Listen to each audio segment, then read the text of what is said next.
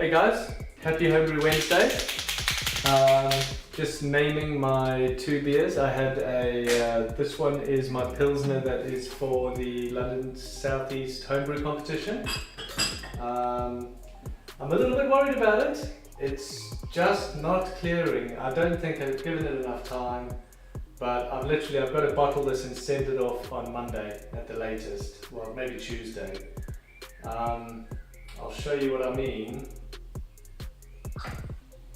The carbonation is lovely.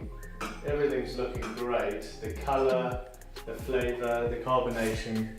But if I show you there's a bit of a haze. See that? Yeah, so what I'm going to do is I'm probably going to fine that with gelatine tomorrow night. Leave it over the weekend untouched because we're off camping. And then I'm going to take a couple pints out and hopefully bottle some really nice clear Pilsner. I don't want to lose points for clarity. Normally my beers are really clear, so I'm a bit upset about that one, but whatever.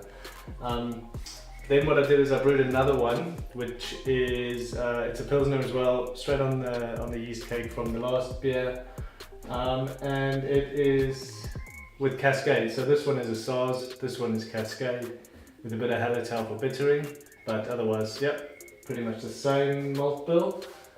I've still got the Nelson Sauvin Cascade and Amarillo on. It also hasn't cleared. I just don't seem to be brewing clear beers at the moment. And the stout is ready. I just need to figure out how I'm going to bottle from this stout tap here, which was from Robbie Williams. I think his YouTube channel is like the Brew Shed or Robbie Williams or something like that. But yeah, you should look him up. He's on BrewTube as well. He did a massive quadruple batch the other day till about 3 a.m. So some good videos from him. So yeah, I just need to write the new names on my tags. So the first one is for the competition, and that's all SARS. So I've called that Kiss My SARS, KMS. And the other one is just a Hoppy Pills. Hoppy Pills. I just need to check on the computer what I ended up with gravity wise, but I think that they're both around 5%, 5.5, something like that. So they're within the right range for the category. It's the first time I've ever entered a comp, so I'm a little bit, I'm quite keen to actually get some proper BJCP judges to analyse the beer and give feedback. I don't think I'm going to be in any prizes or anything, but it'd be nice to get some good feedback with a decent score. I think 30 or over is supposed to be a good score, 30 out of 50. On this one, see the head didn't hang around for too long. It might be different on a bottle pour, and also I don't know how long they leave it lying around, but it's got the carbonation that you need. The colour is right, the flavour is lovely. It's actually it's got a little bit of malt sweetness on the back, although that fermented down to 10.06, which is quite low, I thought.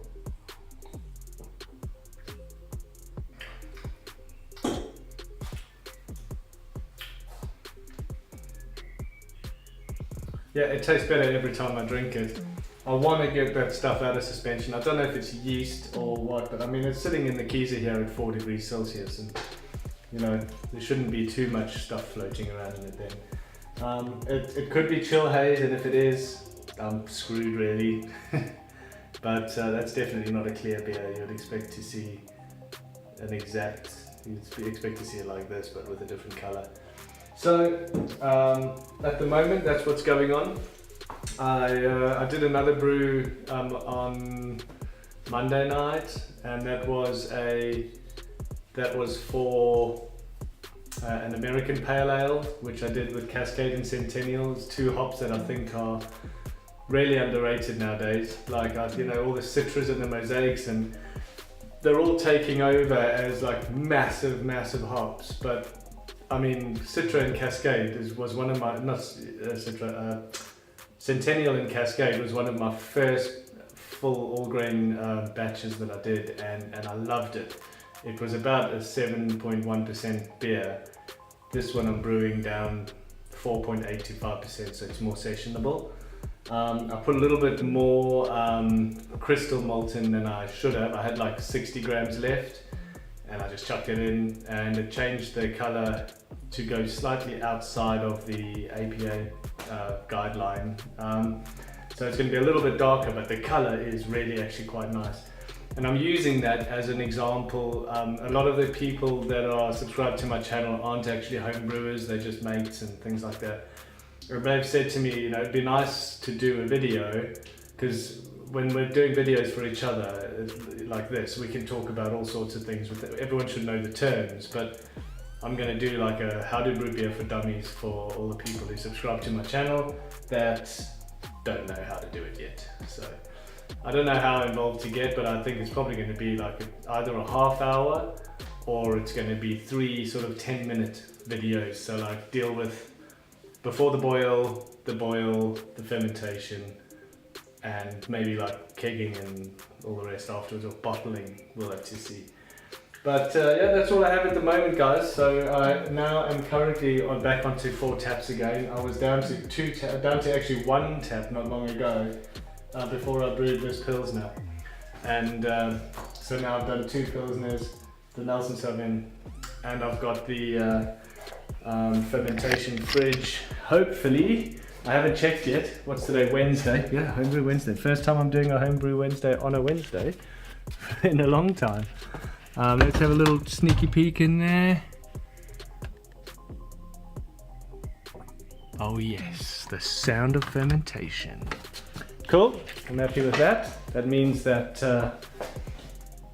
she's doing her job. I'm fermenting her at with USO 5 at 18.5 degrees Celsius. So yeah.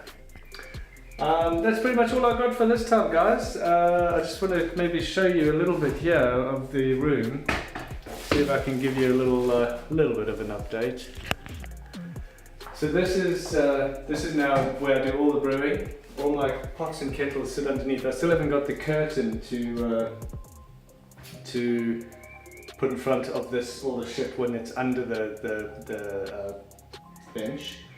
And also I've got a pump from Cake Kingdom. It's yeah, I think I like it. I've only done a couple of brews with it. I think I've done 3 batches now with it. It battles a little bit when it gets a bit too hoppy, like when you're doing this beginning of a whirlpool. And I need to get a second pump, like a 12 volt pump just for pumping the fresh water, the hot water into the sparge.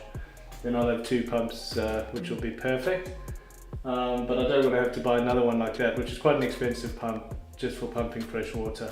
So yeah, that's about it from me now. Yeah, well guys, it looks like the weather's going to be looking up over the next few days. We're going camping up in Norfolk somewhere, and I hope you guys are going to get out in the sun and enjoy yourselves a bit, and I hope you've got the right beers getting ready at the right time, because everyone should be brewing their summer ales and their summer lagers and pilsners now. I do want to try and do a Kolsch soon as well, because I've seen quite a few guys doing that. I might tap someone up for a recipe there. But I'm looking to do a Kolsch, and I also want to fit in a stout that I can age.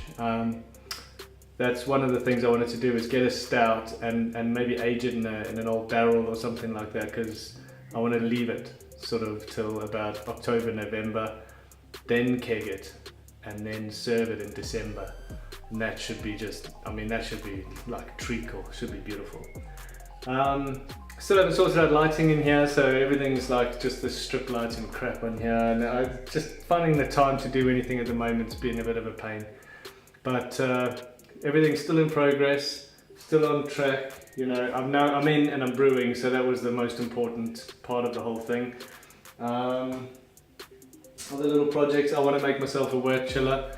The one I've got, I don't think is designed right. I bought it off a guy on eBay who, you know, I think that's what he does, he sells them.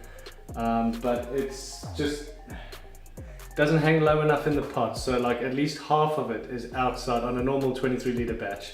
at least half of the wort chiller is out of the water, out of the wort. So it's kind of pointless. You know, you're not getting the cooling effect you want. You want to really have as much in there.